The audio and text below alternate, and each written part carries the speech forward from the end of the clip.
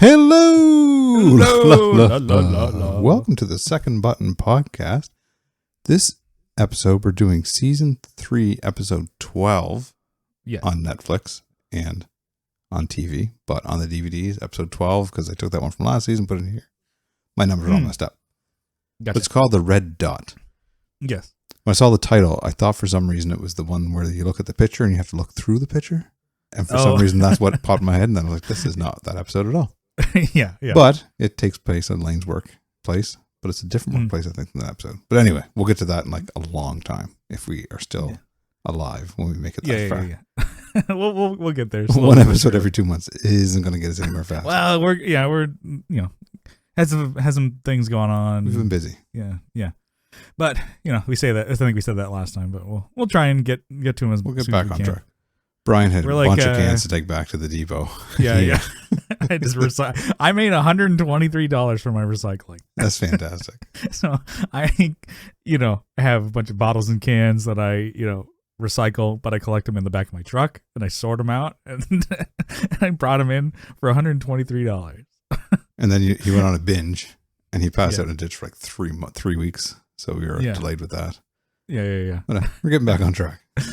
I'm like Newman and Kramer with the post truck full of bottles and cans. Yeah.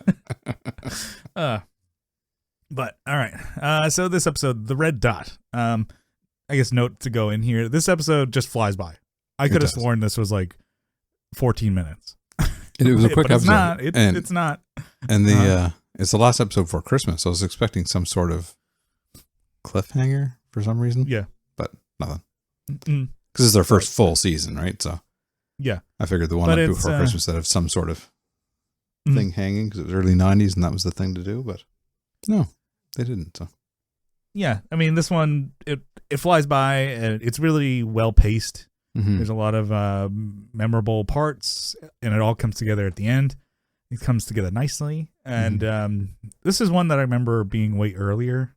Like in my head, it feels like it, was season 2 or whatever. It has the vibe because George is unemployed, but I guess he's kind of been unemployed for a while. So yeah.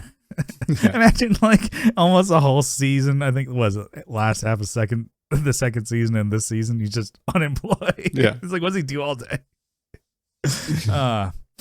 Anyways. Yeah, and I like this one a lot. So just spoilers, I like it. Yeah. I like Seinfeld. Seinfeld's good, by the way. I mean, it's pretty good. Even when it's bad, it's pretty good. Yeah. But it starts off with a bit about how, every mall has a Hofritz in it. You can tell by the context of the joke that it's a store that sells cutlery. So mentions how it'd be tough to work there, kind of scary, you think? A stressful job. Yeah. People coming in asking for the biggest, sharpest knives you have. I need something with hooks in it, some hacking, stabbing, something you could throw them, You'd be really nervous to work there. So, every mall has one. Wrong. So I did a bit of a Wikipediaing. And Hofritz was, in fact, a retail cutlery shop. Yeah. The store was at its peak popularity at the time, of this episode. So many would get the reference at that time. So at one point, they had 110 stores in 33 states. Oh, wow. They went bankrupt and belly up and closed down in 1996. So, or if the Ginsu knife had anything to do with that. Yeah. Why go knife shop when you buy the Ginsu on TV? Yeah. And I think like retail stores that sell them, so like IKEA, Crate and Barrel, stuff like that. Mm-hmm. They're like, oh, we don't need a specialty knife store when you can just go to a store that has a bunch of other crap too. Exactly. Mm-hmm. So, anyways, which I'm like, a little food for thought there. So, starts off with the guys arguing about the Statue of Liberty, like how they got it over there from France. What? Yeah, a tugboat, brought it over, fully assembled. Yeah, already. And then George is like, what do you think? They brought it by pieces and assembled it like a coffee table? Yes, that's exactly what I think happened. Yeah. I didn't look it up. Like I could have looked it up with the Hofritz thing, but I was like, yeah, no, they're not gonna, like, a boat would sink if it has a giant, it was built fully assembled. Yeah. Yeah. But they're at Elaine's office. They're meeting up with her, which there's a Christmas party going on here. And then before meeting Elaine, Jerry gives George the heads up that Elaine's seeing a guy in her office, and it's on the DL. Be quiet. Mm-hmm. So they did not say DL. He did not. What is it? It's she's seeing a guy and she doesn't want people to know. Mm-hmm. So, and also mentions he's a recovering alcoholic, and he's off the wagon. And then George says, "No, I think you mean on the wagon." They go back and forth about that a little bit. Yeah. But then they meet up with Elaine, and Jerry, gives her back her watch, which he found under his sofa, like cushion there. And so she's all excited. Oh my God! And she shoved him. Was that the first time Elaine shoved somebody? Yeah, I think she does the get out. Yeah, she does a big push. I'm pretty sure it's the first time she did that. Mm-hmm. I think she does it too with George later. Yeah, she does. Yeah. Yeah. And I'm like, I think that I didn't make a note of it, but I'm glad you did. Yeah. I think this was the first episode of the get out. Yeah. Like she pushes. And he makes a joke that it's like, oh, it's your Christmas gift. No, she's so happy to have it. It's like she thought she lost it forever. Anyways, but Elaine introduces them to Dick, the guy she's seeing. And then he mentions something, oh, you're, about Jerry. You're the guy. And then Jerry's like, the guy. And you can tell this guy, Dick, doesn't like Jerry from the get-go. He was being kind of a dick. Yeah. Right from the get-go. So you kind of get that vibe. And then Elaine says that our office is hiring. And then George, it's his lucky day that he's pretty much has the job. He just has to go meet her boss real quick to get the job. So she pulls George over and asks Jerry to hold her cranberry vodka while they meet her boss. Mm-hmm. And then, as he holds it, and Jerry's going to make small talk with Dick there.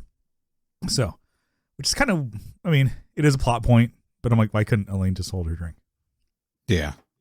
It's because like, then the big surprise coming up wouldn't have happened. Yeah. So he goes and he's talking to Elaine's boss, and he, it's a pendant publishing, right? Mm-hmm. Something to do with like, you got to read books and, publish books and shit like that. And George just kind of lies about reading books and what authors he likes to get the job. Yeah. He couldn't name writer. one. Yeah, he names a sports writer for a newspaper. And it's like, oh, what about authors? He's like, he couldn't name one fucking he tried to do like, oh, there's so many, I can't pick one. I feel like I'd be singling out.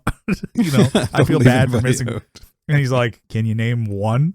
And then he's just pushing George. He's just bullshitting. And he's like, oh, an obscure beatnik author, Art Vandelay. Yeah. Okay. What has he written? Venetian Blinds. Right? It's a very George Glass moment. Yeah.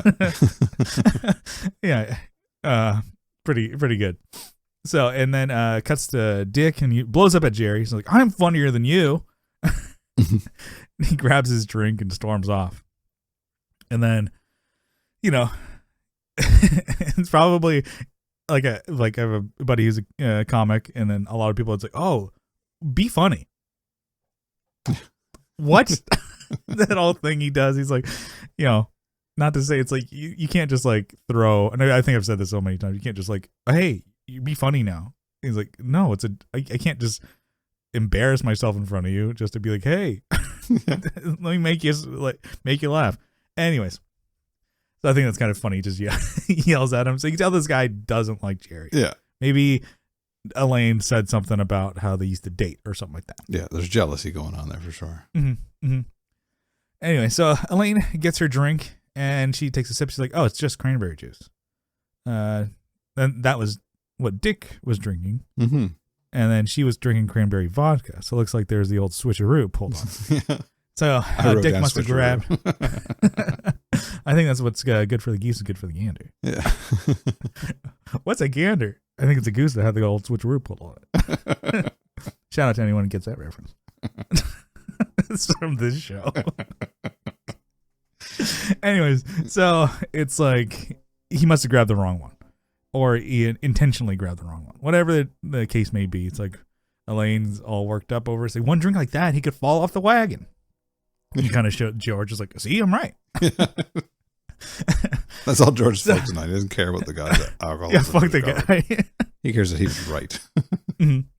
So the next scene, Jerry and George are in a women's department of a clothing store looking for a gift for Elaine, from George. George is trying to justify not getting her a gift. I was like, why do I have to get her? I'm like, she got him the job. He's kind of obligated. Yeah. Is kind of what Jerry's, it's like, and everybody would think that. It's like, get her something. Yeah. And then Jerry sees a cashmere sweater. He's like, oh, what about cashmere? People like cashmere. And then George is like, of course they do. Everyone does. But it's too expensive. Cashmere. Yeah, like, find me one person in the world doesn't like cashmere. He's like Donkey. Like, yeah. You never like parfait. I ain't never heard no one say I don't like parfait. No parfait. I had to look up what cashmere was. I mean, I've never have I ever worn it, tried it, whatever. Yeah, I did see that. I did some more Wikipediaing. Apparently, it's wool from cashmere goats. Their undercoat. So the top coat is used for like bristles on paintbrushes, and then the soft undercoats are used for clothing. The more you know.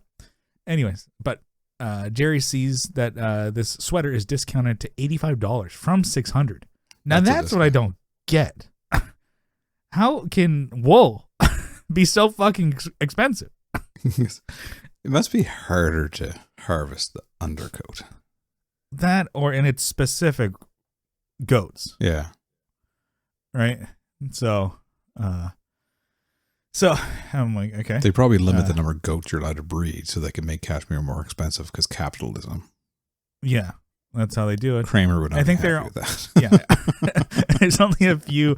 I think I saw it was China and Afghanistan is where the goats live. Oh, really? So it's very few, you know. Anyways, you know, super interesting stuff. Yeah. That's probably why there's just so few of these goats around. And then, you know, I totally get it. It's like, you know, it's like how fast can they grow their, you know, wool? It's like, come on, we got fucking sweaters to make, bro. Speed it up. So, and then, yeah, anyways, also that's a big discount from $85 from $600. That's a heavy discount. Yeah. Yeah. It shows also too. It's like, what was the cost on that thing that that store bought it for? Probably bought it for $50, sell it for $600. Yeah. Capitalism, dude. They're just playing me like a fine wine. Anyway, so they ask the sales associate why it's marked down, and then she points out that there's a red dot on it. It's damaged, final sale, no exchanges. And then this good deal has George intrigued, like, that's not bad. George asks Jerry if he didn't know the red dot was there, could he see it? Once you see something like that, there's no way you're not seeing it. Yeah, and then Jerry's like, I can't unsee it. It's like, come on, just take an overview. You can't take an overview?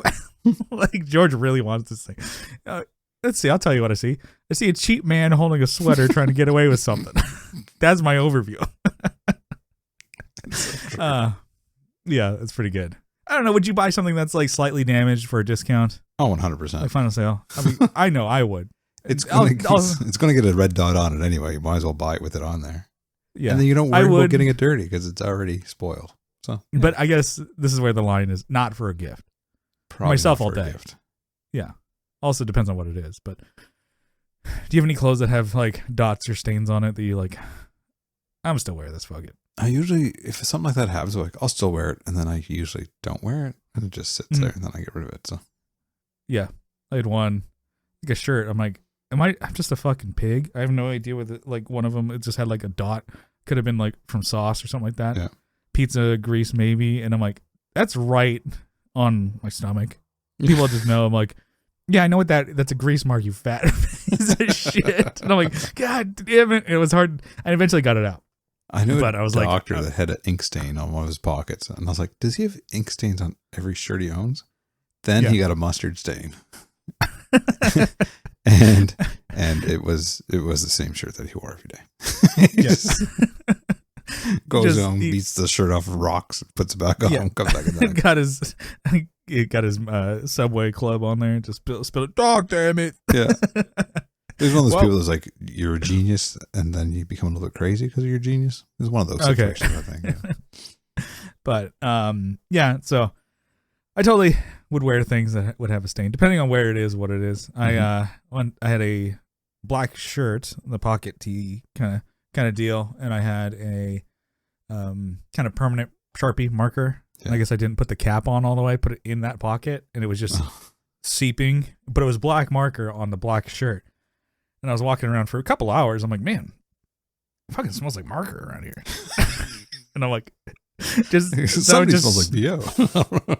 No, just smelling this permanent marker. And I'm like, man, it took me 2 hours to figure that out. I'm like, oh shit. Yeah, I'm just like, yeah, just sniffing a permanent marker. But whiteout bottle up your nose, like, it smells like whiteout in here. Yes. But actually, that stain actually ended up going out. But it could have been, helped by it being a black shirt with black ink on there. Yeah. But yeah, slightly damaged used things at a discount. I have no problem with really. With like clothes, kind of like maybe jackets and boots I would buy used and whatever. But guitar, music equipment, all day. You can put a chip on a guitar pedal. Oh my gosh. Yeah. If I get a $600 Strymon pedal for $85, yeah, I'll do that. Yeah. Put a chip on that. I'm not too drag it by in your truck that. for a second. The metal case that's there to protect the thing on the inside protected the thing on the inside. Yeah. That's what it did. Stomp box. It's meant to be stomped on. Yeah. Anyways, so goes to Jerry's apartment, and Elaine tells Jerry how, she suspects that Dick is drinking again. And then he's like, oh, well, does he smell? No. Well, then he's not drinking. He says, what, you smell from one drink? No, you don't. And then Kramer comes in, and then they're like, they're going to test it on him. So like, speaking of the smell, I'm going to cut in here. Mm-hmm. My dad quit smoking 6 months ago. So me and Ashley were out with my parents the other day. Mm-hmm. And my mother mentioned, your dad hasn't smoked in 6 months. And he goes, did it always smell that bad? I'm like, yes. So when you told us you weren't smoking, we could all smell it off of you. Yeah. But now he has been smoking for so long, his senses are back. He's like, oh, it really stinks. I'm like, yeah. But he'd be smoking, and you'd ask him, he'd be like, no, I'm not smoking. I'm like, you obviously are. We can smell it. Yeah. And that's a thing, too. Did he smoke in the house? He used to when I was younger. Yeah. He hasn't smoked in the house in years, but. Yeah, that's one. Once I wasn't there to get the secondhand lung cancer, he started smoking outside. Yeah, and I don't smoke. I think in my, I like maybe 3 instances I've ever smoked cigarettes, really. Yeah. Or maybe a little bit more. But it's like when I was younger, in my 20s or whatever, and be drinking, I'm like, oh, I'll get a cigarette too, to kind of, and I'm like, always regret like smoking a cigarette the next day. I'm like, yeah. Just feel like gross. Yeah. But, that being said, I don't mind the smell of cigarettes. I don't mind the smell of cigarettes outside. Inside, it gives a different smell. Yeah, I guess I've never had inside. Yeah. But I don't know. It always reminds me of like going to see shows. Even at all ages venues, there's outside smoking area. Yeah. And you go to a bar, go to Casbah or something like that, or local clubs, and I'm like, I like that. Like, because you're going out, you're going to see music, and maybe just that's for me. I think people like, it's a disgusting smell, Brian. You should not like it. Well, I walked through some the other day. We went to a brewery late in the evening. I thought it was going to be like a younger, like a hockey kid group at this pub or brewery, and it was definitely an older group. It was the band playing. They were very tight, because they probably played together for the last 75 years. Yeah. And then a young guitar player that seemed to be kind of showing off a bit. And I'm pretty sure his dad passed away and he took his place in this band. Like the age gap was that big.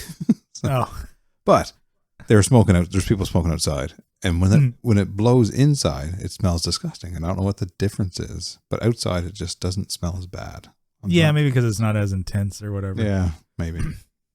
Usually it's like, could be like friends or people I know who used to smoke and they stopped. I think because it's like, it kind of maybe brings back that they want to start smoking again. Mm-hmm. But it's also like, they're like, oh, I hate the smell of that. I hate that. I'm like, all right, don't be so dramatic. Yeah. Like at my work, there was somebody working on air conditioning or something like that on the roof. And the workers were smoking while they were up there. And somebody goes, I can smell cigarette smoke. I'm like, it's probably, I think they're smoking. I'm like, who cares? It's probably from the cigarette. They're outside. It's not my problem. Yeah. And it's like, I'm just saying. I'm like, okay, it's not that offensive. But there's a law here. You can't smoke within 6 feet of a doorway, window, or any sort of air intake of a building. You have to be at least 6 feet away. But 6 feet's still going to be close enough to get sucked into a fan. But somebody who's been smoking all day, you can smell that on them. Yeah. That I don't know. I'm not a huge fan of. But the actual secondhand smoke, not bad. It's terrible. It's like 3 out of 5. I think I mentioned it on my other podcast. Co-host Kyle was saying, like, you know what, another smell that like should be offensive, but he loves, it's like gasoline. Yeah, it's weird. Some people love it. You're like, you're like, shit. Kyle's huffing gas. I love the taste of it too. No, he said even like as a kid, you're like, you know, you're not supposed to, but you're sniffing gas. But anyways, so they kind of argue with like, oh, can you smell just from one drink? And then they test it on Kramer, and then he comes in and he's like, hey, would you take a drink and let us smell you? And Kramer's like, you can smell me without the drink. It's a great line, and it just shows that Kramer is always down for whatever. Kyle's probably down whatever too. But he has no idea what the context is. He's like, yeah, you can sniff me. Get a whiff. But Jerry has a bottle of Hennigan's Scotch that his uncle gave him. He doesn't drink, and he's been using it as a paint thinner. So I looked it up. Hennigan's is not real. What's that? It's not real. It's a made up brand for the show. Really? I'm sure. Yeah. And so I was like, oh, that sounds realistic. But I'm sure they just didn't want to pay or whatever, copyright, something like that. Yeah. So pours him a drink of the Hennigan Scotch. Kramer takes a swig, and they smell him. Can't smell anything. Maybe because they're too close to the bottle. Takes another sip, can't smell. Kramer, he likes it. It's smooth. When he takes a drink, though, like the arm comes up, he like jets it out, brings it back in, takes it. Yeah. I'm drinking like that. Every time I have a drink from now on, I'm going to be. But they make it like he's like they poured a full mug of scotch. But he takes he takes just a sip of it, it seems like. Yeah. But Kramer likes it. That is damn good scotch. I could do a commercial for this stuff. Boy, that Hennigan's goes down smooth. And afterwards, you don't even smell. That's right, folks. I had 3 shots of Hennigan's and I don't smell. Imagine, you can walk around drunk all day. That's Hennigan's. No smell, no tail scotch. And as soon as that scene started, Ashley goes, I love this bird. And then she said, Yeah. Just drunk Hennigan's, Kramer. no smell, no tail, scotch. Yeah. So George comes up, and then Kramer, he's all drunk, telling George, oh, you're a really great guy. I do like, so you can't get that drunk in 30 seconds. No. That's like yeah. I mean, it's funny, but I'm like, this is me just, that's not realistic. I'm a drunk. This sitcom isn't real. Yeah. But anyways, George, gives Elaine the gift, the sweater. The aforementioned disco sweater. Yeah. She loves it, and George is trying to get her to like put it away, like, hey, just put it back, don't wear it out, it's too hot. I'm getting hot just thinking about it. And then she loves it. She's like, oh my god, George is the best, because he doesn't want her to notice the dot. And he almost gets away with it until Kramer opens his big mouth from across the room. What's that red dot? And then she sees it, and Elaine asks George, because what's funny too, it's like it must be so small because you can't see it. Yeah, like I never noticed it. I did notice a blooper right before that though. So while she's looking at the sweater, Kramer takes the ribbon that it came with and ties around his neck like a scarf. And the next time they show him, he's laying on the couch and the ribbon's not there. And then the next scene, the next shot on him, the ribbon's back. So I really hope someone got fired. Got fired for that blunder. Nice. But Elaine asks George and Jerry if they can see it. George says, what? No, he just lies. No, I don't see anything. You're crazy. Yeah. And then Jerry can't lie, so he pretends like he doesn't understand the question. Like, what? What do you mean? What? The dot, do you see it? And then he eventually, nervous, and he takes a shot of Hennigan's for courage. Like, like bop by it. And he never answers. The scene ends with Kramer just snoring, passed out snoring. Mm-hmm.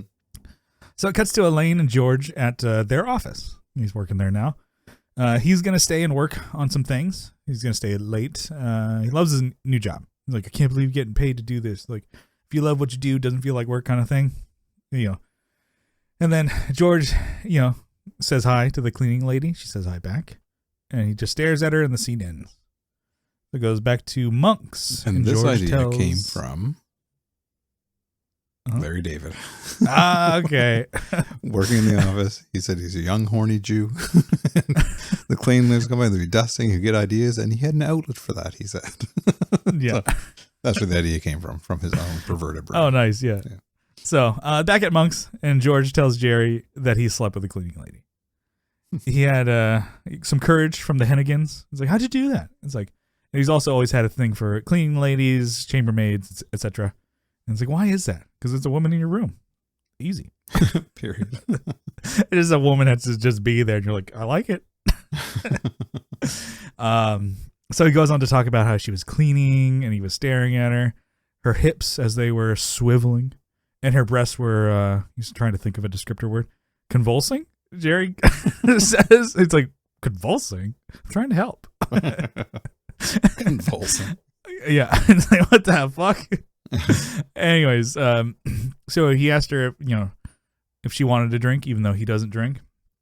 And then George goes, like, so we started drinking, and I'll tell you, I don't know if it was the alcohol or the ammonia, but the next thing I knew, she was mopping the floor with me. Alcohol or the ammonia. And Jerry's like, so how was it? The sex was okay, but I threw up the Hennigans. Good thing the cleaning lady was there. Yeah. So he throws it up, and then she cleans it up. Now that's funny. It's just a dickhead move. Yeah. Thanks, ma'am. Tips his hat. I'm out of here. So goes back to Jerry's, and Elaine's there, and she tells him that Dick was fired. Which I kind of feel like there's a lot of people that drink a lot, and you could be drunk, and it's hard to get fired. I think people are like functioning alcoholics. It's way harder to.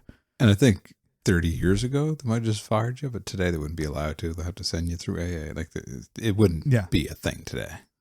Yeah, but that's just one thing I noticed. I think I know some people who are like, I'm like, man, you're like sweating that alcohol out. You can't get fired. Yeah. So then Jerry goes like, oh, so you mean to tell me that if I had put that drink 6 inches over to the right, none of this would have happened? And Elaine's accusing, so you knew he was an alcoholic. Why'd you put the drink down at all? And he's like, Elaine's accusing that, Jerry tried to like sabotage Dick. Yeah. And then George budges to come up, and then that, sparks Elaine to think. I'm like, to ask Jerry if, he knew if George, knowingly got that sweater at a discount because of the red dot, and then gifted it to her. Yeah. And then Jerry doesn't say anything, but the look on his face, Elaine's got her answer. And then, so Elaine goes to the bathroom. George comes up and tells Jerry that the cleaning lady is putting the screws to him. What he said. She wants a relationship out of him, and to date him. And if she's threatening to tell the boss about them having sex, if kind of blackmail, I guess. Mm-hmm. Old Georgie boy there. But then Jerry quickly just like, okay, fuck, shut up. He's like, we have more important things here. Elaine's wise to the whole red dot thing. You got to watch out. And then that freaks George out. He's like, what? No, you didn't say anything. Did you swear? Swear you didn't say anything. I'm not going to swear. But he says that, it's like he didn't tell her about it. Yeah. Elaine comes out and asks about the red dot discount on the sweater. George denies it, but Elaine, says like, oh, well, Jerry told me that you did. And then George turns around and blows up at Jerry. You squealed? What kind of a friend are you? It's like, and there you have it. Elaine tricked him. It's pretty good because Jerry's like, I didn't, you idiot. You did just right now. She tricked you. Yeah. And George just starts making up the excuses. Like he didn't have any money. He hasn't been working for a long time. He had a fever. He was seeing red dots everywhere. It's pretty good. He just was going off.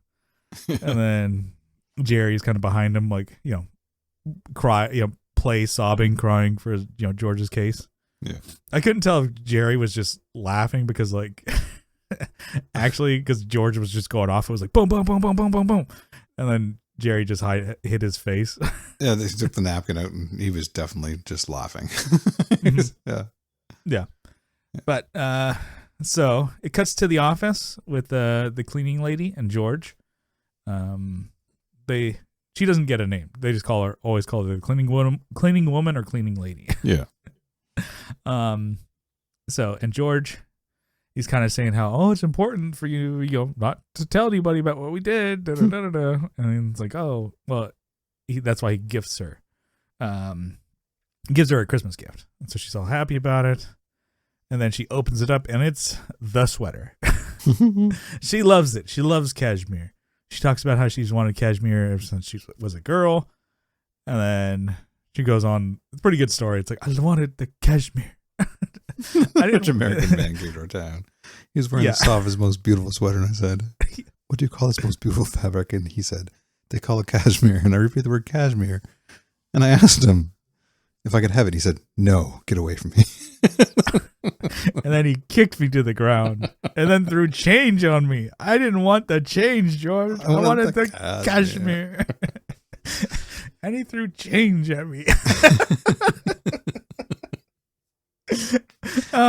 She did a good job. It was a good little she was great, monologue. Yeah. And that's another memorable memorable part here. Like she goes on just kind of like her monologue there. Just what a crazy story. Just kicking some kid down and like, get out of here. Throw a change at him. Be gone. So essentially George is using that gift as like hush money to keep her quiet about regifting. Their interaction for hush money. Yeah. So she's all excited, puts it on, and again George is like, "Hey, put it back in the bag. Put it back in the bag. No, don't put it on." She's like, "Oh, it fits great." And she stops her excitement as she notices the red dot, and instantly she knows that George got that shit at a discount. It's like, "Oh, okay," like record scratch. So it cuts to a stand-up bit about the hand blow dryer in the bathroom versus paper towels. The blow dryer takes longer, but when you're in a disgusting room and there's a nasty stench, you want to be there as long as possible. And then Dick is in the crowd heckling him. This episode is incorporating the story stand-up bit into the actual episode. So. Mm-hmm. Like it's part of the story. So Dick is in the crowd heckling him. He's drunk. He's like, the only stench here is you. And he's like, oh, ladies and gentlemen, we got a heckler in the house. And he kind of says, like, look here, Dick, I'm sorry that you're on the wagon. It's not my fault. And he goes, off the wagon. It's like, no, I think it's on. Yeah, I think it's on the wagon. But this one here, it's like, how do you think they got the alcohol from town to town? On a wagon. And don't you think that they broke into a few along the way? And then Dick gets more aggressive. He's like, what do you know about wagons? He stands up and knocks over a chair. And then he cuts to Jerry. He's like, well, I know enough not to get on him. And then, Dick is escorted out of there. Cuts to the office. George is in his boss's office. He knows that George banged the cleaning lady. And he's like, well, I mean, George denies. I'm like, what do you mean? Who said that? It's like, she did. And then when I wonder, it's like, how didn't she get fired? I know, because she told? I don't know. What if he told first? Maybe she did get fired. Yeah. I don't know. But it's all like, it's, two to tango here. Yeah. He had the position of power. He had the position of power, though. She didn't. I guess. That's how it would go, probably. Okay, yeah. But isn't George pretty low on the totem pole? It's not like he had an office. New. Brand new in a cubicle. Yeah. Yeah, no, they could use that on him. I'd be like, oh, yeah, the position of power. It's like, how?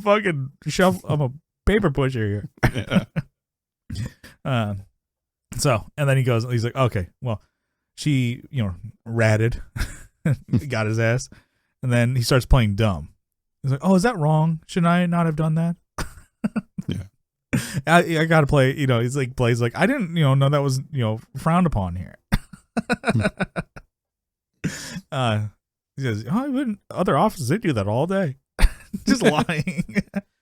So like George, it needs to be in the job description. Do not sleep with people. Yeah. It's like, oh, it was never in the handbook. Generally, dating at work is not really recommended. Unless you're me and then you marry the person that you met at work. But we didn't. Yeah. At work. Yeah. That's pretty good. But yeah, so George is fired. And he's like, well, you didn't have to say it like that.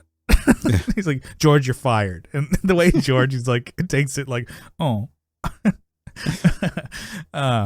So he's got to be out by the end of the day. Get it out there. So as he leaves, he's like, "Oh yeah, no, she wanted you to have this." He throws the cashmere sweater and just lands on George's face. And then the boss broke as well at that point. He was like, that was not probably the way it was meant to go, but it just landed right on his head. So yeah, it just worked. Can't get away from this fucking cashmere. The cashmere. So he goes and George is cleaning out his cubicle, and Elaine, confronts him about sleeping with the cleaning woman. You slept with a cleaning woman? And he's kind of has this attitude like, don't act like you're above me kind of attitude. Yeah. And then it's like, you've never slept with anybody? He's like, well, no, I made out with somebody at the office, but not sex. And George says, that's sex. It's not the same thing. So Jerry comes up. He's like, what are you doing here? And he's like, he's like, oh, I'm going to cheer up the kid. Take him out to dinner. Because he got fired after a day. And then the three of them, they hear glass break, and they hear in the back, in the distance, "Merry Christmas." It's the drunk dickhead. He's on a bender. And then the gang, they hide under George's desk. Like that's, you're not gonna find him. Yeah. But of course, Dick finds them and menacingly stands over the desk. These are some good camera angles. Yeah. You just see from their point of view under the desk, and you just see, two legs. They definitely put more work into the camera work now. They're getting up there. Yeah. Yeah, standing in front of them, and then from Dick's POV where he's looking down, you just see a hand, an extended arm with a cashmere sweater. It's like, oh, is that cashmere? And you hear George, of course it's cashmere. It's like, quick, good thinking, George. We're now in his good graces because you offered that. Yeah. And then you hear, what's this red dot? And then the scene ends. And then it ends with a stand-up bit part. So it was supposed to end right there. That was supposed to be the end of the story. But they wanted to bring back the fact that he became sober again, and they wanted to write that into the show somehow. And Larry David said, "Do whatever you want to do. I don't care how you present it." So, and then continue. Okay, yeah. Okay, so it ends here. So it ends with a bit how Jerry says, "Oh, he inadvertently got a guy to start drinking again after being sober." He kind of feels bad about it, but he also just mentions how he hates being around drunk people because they're either telling you how much they love you or how much they hate you. Two statements that scared Jerry the most. Yeah. But he's like, well, I think my friend is doing better because, I have no idea how he feels about me now. So I'd say he's finally off the wagon. And you see Dick in the crowd. He says, on the wagon. And then it ends. So it ends on a positive note. Yeah. Yeah. And I think that was the problem when they finished it. Like, they didn't feel like it ended on the pot. Like, just that last bit with the sweater. So they added that in to kind of be like, and there's hope for him still. Yeah. Uncharacteristic of the show, but it worked. Yeah, exactly. Uncharacteristic of the show. Normally they screw people over or whatever on a recent one that we did where that guy just bangs a hooker in Jerry's place and and he gets arrested. So it just ends on a bad, and that one ends with like, what the hell happened to that guy? Yeah. He became where's this thing. Yeah. Whereas this one ends positive note. I wonder if maybe the writers kind of had maybe people that were going through that and they're like, oh, let's end it in positive, to say that, if you are an alcoholic, it's not the end of the world, you can always, get back, They're saying, if you're an alcoholic, get drunk at that Christmas party. You can get sober again. That's the message. Break and enter and threaten a comic. Yeah.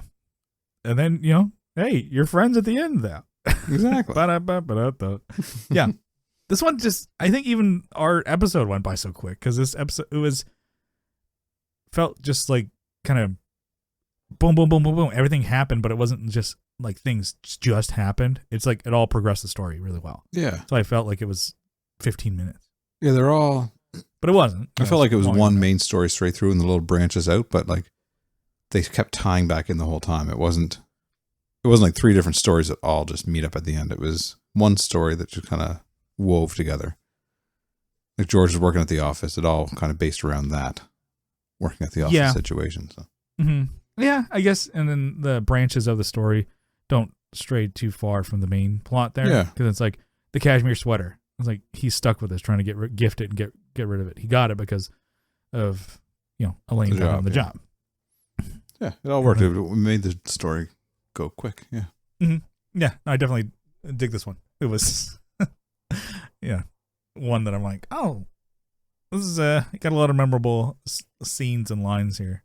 Yeah, that was a good one. Even, with the cleaning lady, she was pretty memorable. Still always get the cashmere. Yeah. I wanted the cashmere, George. It's like, Georgie, I love it. What's the job? She instantly stopped. But yeah. So we're back. Hopefully every 2 weeks again.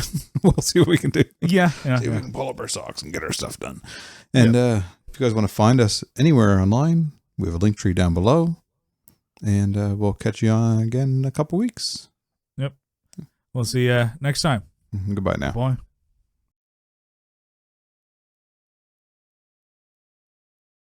We don't have theme music, do we? Hey.